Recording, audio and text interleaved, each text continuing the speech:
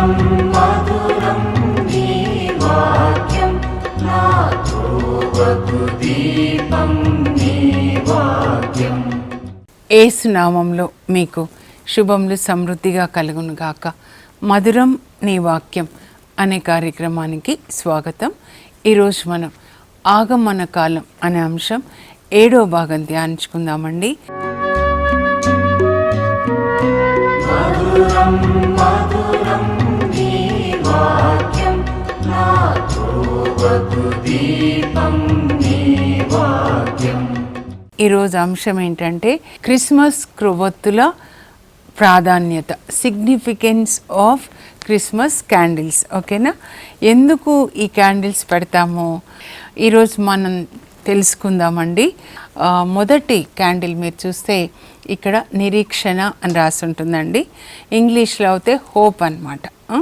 నిరీక్షణ అంటే అర్థం ఏంటంటే విశ్వాసముతో ఎదురు చూచుట అన్నమాట. నేను ఇవన్నీ చెప్పిన తర్వాత నిరీక్షణ గురించి మనం మళ్ళా ధ్యానించుకుందాం. ఓకేనా, తర్వాత ఇది మొదటి ఆదివారం వెలిగిస్తారండి. క్రిస్మస్కి ముందు 4 ఆదివారాలు ఉంటాయండి. మొదటి ఆదివారమే మనకి న్యూ ఇయర్ అన్నమాట. దైవార్చన క్యాలెండర్ న్యూ ఇయర్ అంటే లిటర్జికల్ క్యాలెండర్ న్యూ ఇయర్ మొదలవుతుంది. ఇంకా రెండో ఆదివారము ప్రేమ క్యాలెండర్ అన్నమాట. దీన్ని బెత్లెహేమ్ క్యాలెండర్ అంటారనమాట. మొదటి దాన్నేమో నిరీక్షణ ప్రవచన క్యాండిల్ అంటారు, ప్రాఫెసీ క్యాండిల్ అన్నమాట. రెండవది ప్రేమ క్రొవ్వొత్తి అంటే బెత్లెహేమ్ క్రొవ్వొత్తి అంటారనమాట. ఆ తర్వాత మూడో వారము దీన్ని వెలిగిస్తారు. దీన్ని ఆనందం, జాయ్, గొర్రెల కాపరుల క్రొవ్వొత్తి క్యాండిల్ అంటారనమాట. షెపర్డ్స్ క్యాండిల్ అంటారు. ఇంకా 4వది సమాధానం అన్నమాట. దీన్ని దేవదూతల క్యాలెండర్ అంటారండి. పీస్, ఏంజిల్స్ క్యాండిల్ అన్నమాట. ఇంకా ఆ క్రిస్మస్ రోజున దీన్ని వెలిగిస్తారండి. ఇది క్రీస్తు క్రొవ్వొత్తి, క్రైస్ట్ క్యాండిల్ అన్నమాట. తెల్లగా ఉంది చూడండి, అంటే క్రీస్తు వెలుగు అన్నమాట. యేసుప్రభు యొక్క క్యారెక్టర్ అంతా కలిపితే వెలుగు. సూర్యుని కిరణాలు చూడండి తెల్లగా ఉంటుంది, కానీ అది ఇంద్రధనస్సు వర్షం వచ్చినప్పుడు 7 రంగులు యేసుప్రభు యొక్క క్యారెక్టర్ అన్నమాట. ఆయన ప్రేమ, ఆనందము, వెలుగు అంటే ఎఫెసీ 5:9 పౌలు ఏమంటారంటే సమస్త విధములైన మంచితనము, నీతి, సత్యము, ఈ 3 అన్నమాట. యేసుప్రభు సమస్త విధములైన మంచితనం.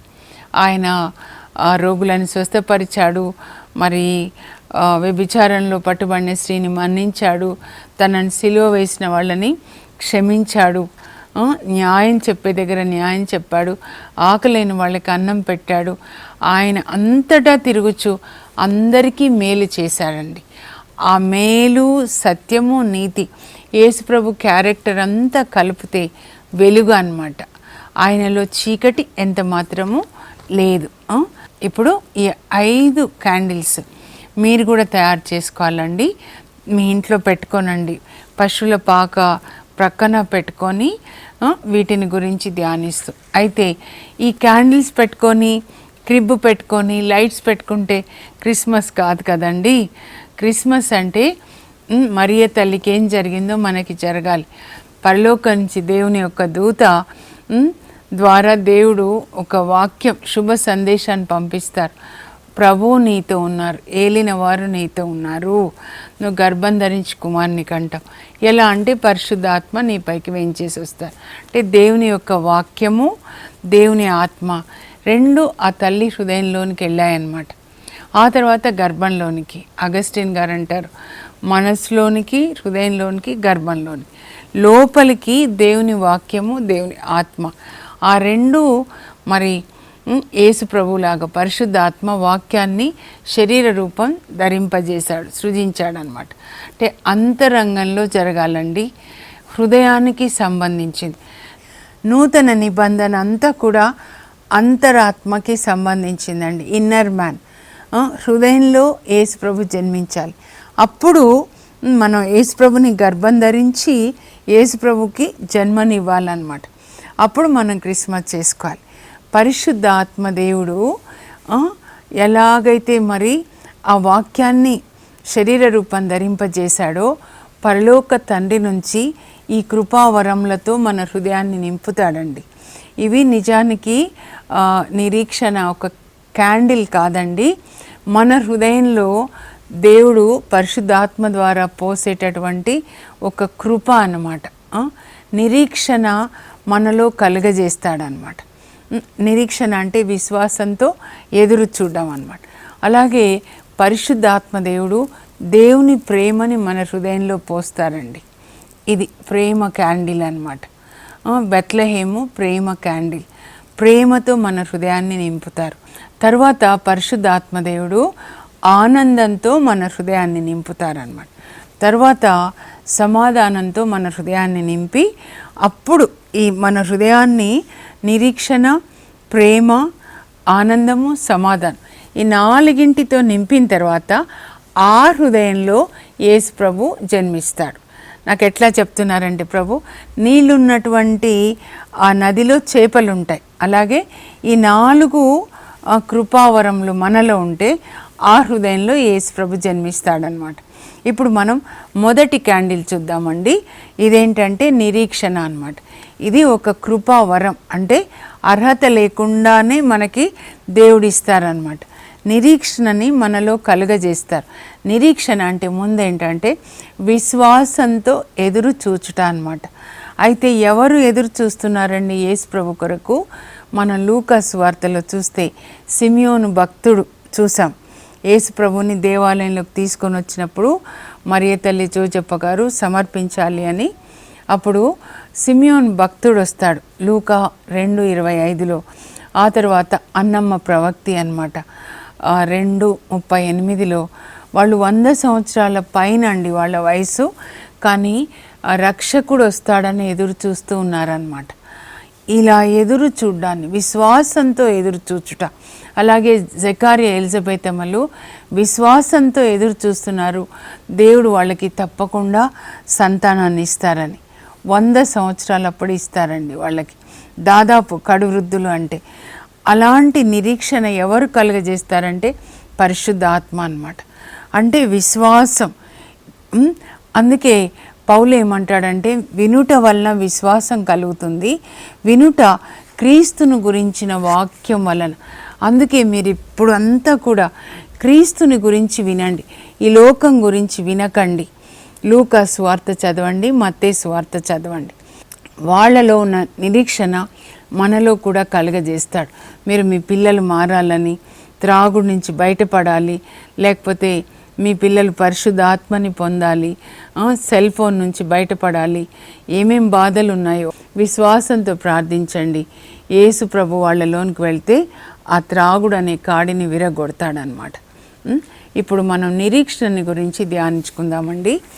బైబిల్ గ్రంథం మీరు చూస్తే పాత నిబంధన, నూతన నిబంధన 2 భాగాలుగా విభజించబడింది. పాత నిబంధనలో యేసుక్రీస్తు గురించి 350 ప్రవచనాలు ఉన్నాయండి. అంటే దేవుడు ప్రవచించాడు ప్రవక్తల ద్వారా. మొదటి ప్రవచనం మాత్రం దేవుడే ఇస్తారండి. యేసుక్రీస్తు సైతాను తలని చితగ్గొడతాడని ఆదికాండం 3:15లో ఆ పాములో ఉన్నటువంటి సైతాన్తో దేవుడు మాట్లాడతారనమాట. తినవద్దన్న పండుని వాళ్ళతో తినిపించి ఆదాము వాళ్ళతో పాపం చేయించినప్పుడు ఆ ఏదెను తోటలో దేవుడు సైతాన్ని చూస్తూ స్త్రీ సంతతి నీ తల చితగ్గొడుతుంది అని మొదటి ప్రవచనాన్ని యేసుక్రీస్తు గురించి దేవుడే సైతానికి ఇస్తాడు. అందుకే వాడికి భయం అన్నమాట ప్రవచనాలంటే. అలాగే యేసుక్రీస్తు పుడతాడు, మరియ తల్లి ద్వారా ఆ సైతాన్ యొక్క తల చితగ్గొడతాడు అనమాట. అది మొదటి ప్రవచనం అన్నమాట. సో పాత నిబంధనలో యేసుక్రీస్తు గురించి వ్రాయబడిన 350 ప్రవచనాలు నూతన నిబంధనలో యేసుక్రీస్తు ద్వారా నెరవేరుతాయన్నమాట. ఇది అందువల్ల ఈ మొదటి క్యాండిల్ని ప్రవచన క్రొవ్వొత్తి అంటారంటే ప్రవచనాల నెరవేర్పు కొరకు వాళ్ళు ఎదురు చూస్తున్నారు. మీరు చెప్పారు ఎప్పుడు జరుగుతుంది? యెషయా 7:14లో కన్యక గర్భం ధరించి కుమారుని కంటుంది, ఆమె అతనికి ఇమ్మానుయేలు అని పేరు పెడుతుంది. ఇమ్మానుయేలు అనగా దేవుడు మనతో ఉన్నాడు అని అర్థం. యెషయా ప్రవచిస్తాడండి, దర్శనాన్ని చూస్తాడు, మరియ తల్లి గర్భం ధరించినట్లుగా. చాలా సుందరమైన ప్రవచనం, నాకు చాలా ఇష్టం కాబట్టి నేను అలా చెప్పుకుంటాను అన్నమాట, నోటితోటి చెప్పుకుంటాను. స్త్రీ సంతతి నీ తల చితగ్గొడుతుంది, కన్యక గర్భం ధరించి ఒక కుమారుని కంటుంది, ఆమె అతనికి ఇమ్మానుయేల్ అని పేరు పెడుతుంది. ఇమ్మానుయేల్ అనగా దేవుడు మనతో ఉన్నారు. ఒక్కొక్క వాక్యము వాడికి ఖడ్గంలాగా వాడి లోపల దూసుకొని పోయి పారిపోతాడు. మీరు నా నామంలో దయ్యాల్ని వెళ్ళగొడతారని చెప్పారు. ఇట్స్ రిటర్న్ అని చెప్పాలి. దయ్యాల్ని వెళ్ళగొట్టాలి అంటే త్రాగుడు కావచ్చు, సెల్ ఫోన్ కావచ్చు, తిండిబో దయ్యం కావచ్చు, టీవీ కావచ్చు. నేను స్త్రీలకి చెప్తున్నాను ప్రత్యేకంగా, మీరు ఎలా వెళ్ళగొట్టాలంటే దేవుని వాక్యాన్ని నోటితో పలకడం, ఎలా పలకాలో చెప్తా. ఇట్ ఈజ్ రిటర్న్ అని చెప్పాలి, వ్రాయబడి ఉన్నది. నా నామంలో మీరు దయ్యాల్ని వెళ్ళగొడతారని రాయబడి ఉన్నది, అట్లా చెప్పాలన్నమాట. ఇంకా యెషయా 9 అండి, 9లో 2 నుంచి అన్నమాట. చీకటిలో ఉన్న జనులు గొప్ప వెలుగుని చూశారు, మరణ ఛాయలో ఉన్న ప్రజల మీద జ్యోతి ప్రకాశించింది. ఆయన తన ప్రజలకి ఆనందాన్ని చేకూరుస్తాడు, ఆయన వారి మెడ మీద ఉన్న కాడిని విరగొడతాడు అని రాయబడి ఉంది అనాలి. కాడి పెడతాడండి దుష్టుడు, త్రాగుడు కాడి, లేకపోతే తిండిబోతు దయ్యం, హోటల్ ఫుడ్, లేకపోతే సెల్ ఫోన్ కాడి, ఎలాంటి ఒక్కొక్కరికి ఒక్కొక్క కాడి అనమాట. ఆ కాడిని యేసు ప్రభు విరగొడతాడనమాట. ఇట్స్ రిటర్న్ అని వ్రాయబడి ఉన్నది అని చెప్పాలండి. ఎప్పుడైతే వ్రాయబడి ఉన్నది అని చెప్తామో అప్పుడు దుష్టుడు పారిపోతాడు. ఎందుకంటే దేవుని వాక్యానికి వ్యతిరేకంగా ఏది జరగదు, వాడు ఓడిపోయిన వాడు అనమాట. మనకొక శిశువు జన్మించెను, మనం ఒక కుమారుని బడిసితిమి, ఆయన పేరు ఆశ్చర్యకరుడు, ఆలోచనకర్త, బలవంతుడైన దేవుడు, నిత్యుడగు తండ్రి, సమాధానకర్త. యెషయా 9:6 నోటితో పలకండి మీకు అవి జరుగుతాయన్నమాట. ఆయన రాజ్యభారం వహించును. ఆ కుమారుడు యేసు ప్రభు పశువుల పాకలో జన్మిస్తాడు కదా మరియ తల్లికి, ఆ కుమారుడు మీ రాజ్యభారాన్ని వహిస్తాడు, మీ కుటుంబ భారాన్ని ఆయన మోస్తాడనమాట, మీ పిల్లల భారాన్ని ఆయన మోస్తాడు. మనము వాక్యం నోటితో పలకాలండి, పరిశుద్ధాత్మ దేవుడు క్రియ జరిపిస్తారనమాట. మార్చేది మనం చేయలేం. నీటిని ద్రాక్షరసంగా మార్చింది యేసు ప్రభువే, పిల్లల హృదయాల్ని మార్చేది యేసు ప్రభువే అనమాట. వాక్యాన్ని పట్టుకొని మనము ప్రార్థించాలి, విడుదల చేయాలి. ప్రార్థన అనేది వాక్యం లేకుండా ఉండకూడదండి, అది జరగాలి అన్నమాట. ఒక కుమారుడు మనలో జన్మించాలి, ఇది మన హృదయానికి సాదృశ్యంగా ఉంది. ఈ క్రీస్తు ఇక్కడ జన్మించాలన్నమాట, తప్పకుండా జన్మిస్తాడండి. మీ కొడుకుల్లో జన్మిస్తాడు, మీ ఇంట్లో జన్మిస్తాడు, మీ హృదయంలో జన్మిస్తాడు. నా హృదయంలో జన్మించారు 97లో. కనుక నా జీవితంలో ఆశ్చర్యక్రియలు, ఇలా కూర్చొని వాక్యం చెప్పడమే ఆశ్చర్యక్రియ అండి, ఇంకొకటి కాదు. దేవుని కొరకు పని చేయడం తప్ప వేది నాకు ఆనందాన్ని ఇవ్వదు. దినము రాత్రి దీన్ని తయారు చేసుకొని రావాలంటే ఎంత కష్టమైందో, కానీ అలా మీకు చెప్పాలి అని అనమాట. ప్రవచనాలు ఇంకా చాలా ఉన్నాయండి. ఆ తర్వాత యెషయా 11లో అక్కడ ఏమని రాయబడి ఉంటుందంటే, ఇషాయి మొద్దు నుండి ఒక పిలక పుట్టెనో. ఇషాయి ఎవరంటే దావీదు వాళ్ళ నాన్న అనమాట. ఆ మొద్దు నుంచి ఒక పిలక పుట్టింది, వేరుల నుంచి ఒక కొమ్మ వచ్చిందంట. ఇషాయి వేరులు ఎవరంటే అబ్రహాం నుంచి వచ్చాడనమాట. ఆ తర్వాత ఎవరు పుట్టారు? ఇషాయి నుంచి దావీదు నుంచి యేసుప్రభు అనమాట. దేవుని ఆత్మ అతని తల మీద ఉన్నది. ఆ ఆత్మ వివేకాన్ని, విజ్ఞానంను ఇచ్చే ఆత్మ, తెలివిని, బలాన్ని, దైవభీతిని కలిగించే ఆత్మ అన్నమాట. ఇవన్నీ కూడా యేసుక్రీస్తుని గురించిన ప్రవచనాలండి. వాళ్ళు ఇవన్నీ ప్రవచనాల్ని ధ్యానించుకుంటూ దేవాలయంలో సిమియోన్ భక్తుడు, అన్నమ్మ ప్రవక్తి, చాలామంది, జకారియా, ఎలిజబెత్ అమ్మలు ఆ యేసుక్రీస్తు ఎప్పుడు పుడతాడని వేచి ఉన్నారండి. 4000 సంవత్సరాలు వేచి ఉన్నారు, ఆదాం దగ్గర నుంచి యేసుప్రభు పుట్టే వరకు. మనం కూడా అలా వేచి ఉండాలి. ఏదైతే వాగ్దానం చేయబడిందో తప్పకుండా నెరవేరుతాయి. నేను నా కన్నులతో చూస్తాను, ఫలించే కొమ్మగా మీ పిల్లల్ని చేస్తానని చెప్పారు ప్రభు. తప్పకుండా చేస్తారు. అయితే ఎప్పుడు నా పిల్లలకి నువ్వేం చేస్తావు అని కాదు, నేను నీ కొరకు ఏం చేయాలి ప్రభా, ఏం చేయాలి, నువ్వు నాకు ఒక దేహాన్ని ఇచ్చావు, నువ్వు నాకు టీచింగ్ చేయడానికి ఒక కెపాసిటీని ఇచ్చావు, సామర్థ్యాన్ని ఇచ్చావు, కృపనిచ్చావు, నేను ఈ శరీరంతో నీ కొరకు ఏం చేయాలి. అలా అది నా దాహం అండి, నా జీవిత గమ్యం ఏంటంటే అదే అన్నమాట. సో ప్రవచనాలన్నీ నెరవేరాయండి. బెత్లెహేంలో యేసుప్రభు పుడతారు. మీకు 5:2 నేను ఇంతకుముందే చెప్పాను, బెత్లెహేమ ఎఫ్రాతా, నీవు యూదా నగరంలో ఎంత మాత్రం అల్పమైన దానవు కాదు, ఏలైనా నీ ప్రజలను పాలించు నాయకుడు నీలో నుండే వస్తాడు. చిన్న బెత్లెహేం నుండి లోకరక్షకుడు పుడతాడు. మీకు 5లో ఉంటుందన్నమాట. సో వాళ్ళు ఎదురు చూస్తున్నారు బెత్లెహేంలో ఎప్పుడు పుడతాడా అని చెప్పానమాట. తర్వాత జెకర్యా 9:9లో సియోను కుమారి సంతసించు, యెరూషలేము కుమారి ఆనందించు, అదిగో నీ రాజు వస్తున్నాడు, గాడిద పిల్ల మీద ఎక్కి వస్తున్నాడు, ఆయన వస్తే నీలోంచి రథాల్ని గుర్రాల్ని తీసేస్తాడు. అంటే దుష్ట శక్తులన్నిటినీ నీలోనికి రావాలి, యేసుప్రభు ఇక్కడ పుట్టాలి. పుడితే లోపల ఉన్నవన్నీ కూడా అంధకార శక్తులను ఆయన సంహరించి నీకు శాంతిని ఇస్తాడు. ఇలా చాలా వాగ్దానాలు ఉన్నాయన్నమాట. తర్వాత రెండవ రాకడ గురించి కూడా ఉన్నాయండి.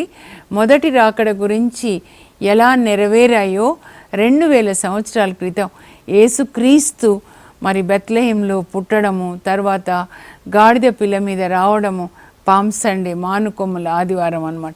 తర్వాత ఆయన మరణము పాప పరిహార బలి ఆయన, యెషయా 53:10 అన్నమాట.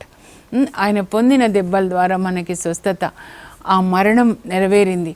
తర్వాత యేసుక్రీస్తు పునరుత్థానాన్ని గురించి మరి దావీదు రాస్తాడండి 16వ కీర్తన 11లో, నీ పరిశుద్ధిని నీవు గోతిపాలు చేయవు, ఆయన నీవు జీవంతో లేపుతావని అన్నమాట. పునరుత్థానాన్ని గురించి కూడా అన్నమాట.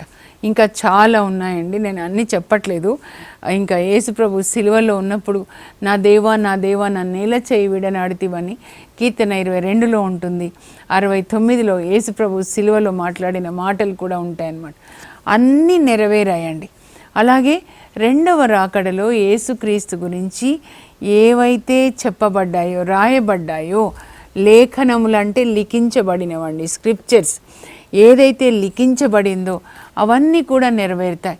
ఇప్పుడు మొదటి రాకడ అయిపోయిందండి. ఇప్పుడు రెండవ రాకడ కొరకు మనం సిద్ధం చేసుకోవాలి. క్రిస్మస్ అంటే 3 W's అంటారనమాట.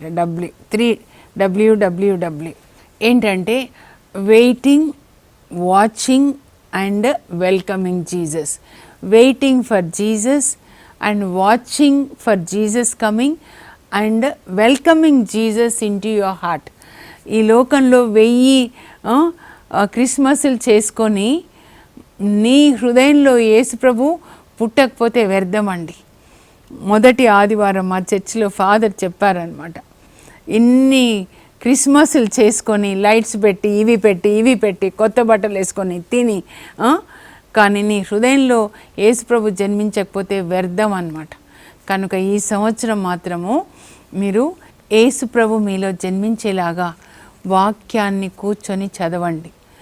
ఈ బయట ఈ లోకరీత్యా కార్నల్ వేలో షాపింగ్లు అవన్నీ మానేసి మౌనంగా సెయింట్ ఫ్రాన్సిస్ ఆఫ్ అసిసి 40 రోజులు క్రిస్మస్కి ముందు ఆయన ఉపవాసం చేసేవాళ్ళు, అంటే దేవునితో వసించేవాళ్ళు వాక్యం ధ్యానించుకుంటూ.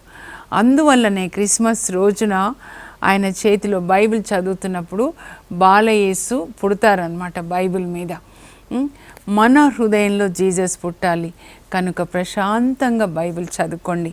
ఒక తల్లిలాగా, ఒక అక్కలాగా నేను మీకు చెప్తున్నాను. అయితే ఇంకా రెండవ రాకడ గురించి కూడా ఉన్నాయి కదండి. ఎక్కడెక్కడ ఉన్న యేసుప్రభే చెప్తారు రెండవ రాకడ గురించి. మత్తయి సువార్త 24లో ఇవన్నీ జరిగిన తర్వాత అని చెప్తారనమాట. యుద్ధాలు, కరువులు, అంటురోగాలు, మనుషుల్లో ప్రేమ చల్లారిపోతుంది, తర్వాత మహాశ్రమలు వస్తాయి, సూర్యుడు ఇలా కాంతిహీనుడవుతాడు, చంద్రుడు రక్తవర్ణం ధరిస్తాడు, నక్షత్రాలు రాలుతాయి. అప్పుడు మత్తయి 24:30 అండి. మహామహిమతో దేవదూతలతో మేఘారూఢుడై మనుష్య కుమారుడు వస్తాడు. ప్రకటన 1:7లో ప్రతి నేత్రము ఆయనను చూస్తుందంట. అంత బాగా వస్తారండి, ప్రతి నేత్రము ఆయనను చూస్తుంది. కడరా భోజన సమయంలో యేసు ప్రభు చెప్తారు, నేను వెళ్ళి మీకు ఇల్లు కట్టి మళ్ళా వచ్చి మిమ్మల్ని తీసుకెళ్తా, నేనున్న చోటే మీరుండేలాగా మిమ్మల్ని నా యొద్దకు చేర్చుకుంటాను. ఇంకా యేసు ప్రభు ఓలివ కొండ మీద నుంచి పరలోకానికి వెళ్తారండి. అపోస్తల కార్యాలు 1వ అధ్యాయం అన్నమాట. ఆయన చివరి ఒక మాట చెప్తారు, పరిశుద్ధ ఆత్మ మీ పైకి వచ్చినప్పుడు మీరు శక్తిని పొందుతారు అని చెప్తారండి. అందువల్లనే పరిశుద్ధాత్మ రావాలంటే బైబిల్ గ్రంథం చదవాలి, విధేయించాలి. వాక్యము టీవీలో చూసాము అయిపోయింది కాదు, అప్పుడు అయిపోట్లా, ప్రారంభం అవుతుంది. విన్న వాక్యాన్ని విధేయించండి. యేసు ప్రభు వచ్చి మిమ్మల్ని పరలోకం తీసుకెళ్ళాలంటే తర్వాత ఏడిస్తే లాభం లేదు. ధనికుడు నరకంలోకి పోయి కాలుతూ ఏడుస్తాడు, అప్పుడు లాభం లేదు. నరకం గురించి యేసు ప్రభు ఏం చెప్పారో, ఎవరెవరు వెళ్తారో అవన్నీ కూడా నెరవేరుతాయండి. బైబిల్ గ్రంథంలో ఒక్కొక్క అక్షరం కూడా నెరవేరుతుంది. కనుక జాగ్రత్తగా వాక్యాన్ని చదవండి. మీ జీవితము మీ చేతిలో ఉంది. కనుక మీ రక్షణ కొరకు మీరే శ్రమ పడాలన్నమాట. రెండవ రాకడ చెప్తున్నాను కదా, అపోస్తల కార్యాలు 1వ అధ్యాయంలో యేసు ప్రభు పరలోకానికి అలా వెళ్ళిపోతారు. ఒక మేఘం ఆయనని కమ్ముకుంటుంది. అప్పుడు అపోస్తలు ఇలా చూస్తుంటే వాళ్ళ ప్రక్కన ఓలివ కొండ నుంచి వెళ్ళిపోతారండి. అప్పుడు వాళ్ళ ప్రక్కన 2 దేవదూతలు నిలబడి ఎంతసేపు అట్లా చూస్తారు. ఆయన పరలోకం వెళ్ళడం ఎలా చూశారో ఒకరోజు ఆయన ఇలాగే రావడం కూడా మీరు చూస్తారు అని చెప్తారండి. జకర్యా 14:4 అన్నమాట. ఆయన వచ్చేటప్పుడు ఓలివ కొండ మీదకే మళ్ళీ వస్తాడు. ఓలివ కొండ మీద నుంచి వెళ్ళిపోయాడు, ఓలివ కొండ మీదకే దిగి వస్తాడు అనమాట. అప్పుడు ఓలివ కొండ 2గా చీలుతుంది. ఇంకా చాలా ఉంటుందండి రెండవ రాకడ గురించి. కనుక ఇప్పుడు మనము రెండవ రాకడ కొరకు సిద్ధపడాలండి. అయితే మొదటి రాకడ మన జీవితంలో జరగకుండా రెండవ రాకడ జరగదండి. ముందు మీ హృదయంలో యేసు ప్రభు జన్మించాలి. ఆయన వాక్యం, తండ్రి నోటిలో నుంచి వచ్చిన వాక్యం ఆయన అన్నమాట. కనుక ఈ వాక్యం మీ లోపలికి వెళ్ళాలి, హృదయంలోనికి. అప్పుడు పరిశుద్ధ ఆత్మ వస్తారు. అప్పుడు మీ హృదయంలో యేసు ప్రభు జన్మిస్తారనమాట. జన్మించాలంటే మనలో నిరీక్షణ ఉండాలండి. ఆ తర్వాత మిగతావి కూడా మనం ధ్యానించుకుందాము. ఈరోజు మనం నిరీక్షణ గురించి ధ్యానించుకున్నాము. దీన్ని ప్రవచన క్రొవ్వొత్తి అంటారు.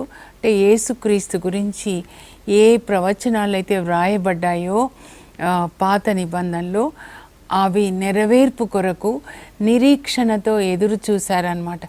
పాత నిబంధనలోని పునీతులు జకర్యా, ఎలిజబెత్ అమ్మ, ఉదాహరణకు చెప్తున్నారు, సిమియోను భక్తుడు, అలాగే మరి అన్నమ్మ ప్రవక్తి. మనం కూడా అలా ఎదురు చూడాలి. ఈ లోకంలో కింద మట్టివి కాకుండా ఏం తింటాము ఏం త్రాగుతామని కాకుండా యేసుక్రీస్తు కొరకు మనం ఎదురు చూడాలన్నమాట. మన హృదయంలో ఆయన జన్మించాలి. తర్వాత ఇప్పుడు ఆయన రెండవ రాకడ కొరకు మనం వేచి ఉండాలి. పెళ్ళి కొడుకులాగా ఆయన మేఘాల్లో వచ్చినప్పుడు మనం ఆయనని మేఘాలలో కలుసుకోవాలండి, పెళ్ళి కూతురులాగా. దాని కొరకే మనం సిద్ధపడాలి, ఎదురు చూడాలి. దర్శన గ్రంథం 19వ అధ్యాయం, ప్రకటన 19లో ఉంటుందన్నమాట. వధువు సిద్ధంగా ఉంది, మరి ఆ వివాహం, గొర్రెపిల్ల వివాహము మహోత్సవము ఆరంభమైంది అని ఉంటుంది. యేసు ప్రభుతో మన పెళ్లి మేఘాల్లో జరగాలన్నమాట. ముగించే ముందు ఈ 5 క్యాండిల్స్ గురించి నేను చదువుతానండి. మీరు స్క్రీన్ మీద చూసి రాసుకొనండి. తర్వాత వీటిని చేసి పెట్టుకోండి. అయితే ఇవి చేసి పెట్టుకొని క్యాండిల్ ముట్టిస్తే క్రిస్మస్ అయిపోదు. మీ హృదయంలో వీటిని వెలిగించాలి. లూకా సువార్త 12లో 35లో లూకా రాస్తాడు, మీ దీపములను వెలుగుచుండనిండు అని. ఈ దీపాల్ని పరిశుద్ధాత్మ దేవుడు వెలిగిస్తారు. ఈ కృపని మన హృదయంలో పోస్తారనమాట. ఓకేనా? ఆగమన కాలం 7వ భాగము, క్రిస్మస్ క్రొవ్వొత్తుల ప్రాముఖ్యత. నిరీక్షణ, ప్రవచన క్రొవ్వొత్తి, ప్రవచనంలో నెరవేర్పునకు గుర్తు.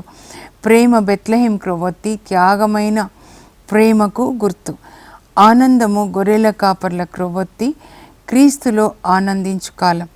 సమాధానం, దేవదూతల క్రొవ్వొత్తి, అందరితో దేవునితో సమాధాన పడు కాలం. వెలుగు, క్రీస్తు క్రొవ్వొత్తి, క్రీస్తు వెలుగు మన హృదయంలో ప్రకాశించాలి.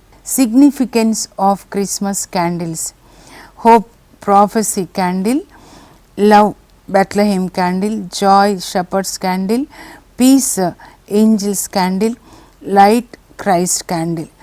Christmas deals with 3 W's: waiting, watching and welcoming Jesus in to our hearts. ఇప్పుడు ప్రార్థన చేసుకుందాం. పరలోకపు మా తండ్రి, మీ పరిశుద్ధ నామం నాకు స్తోత్రం కలుగును గాక.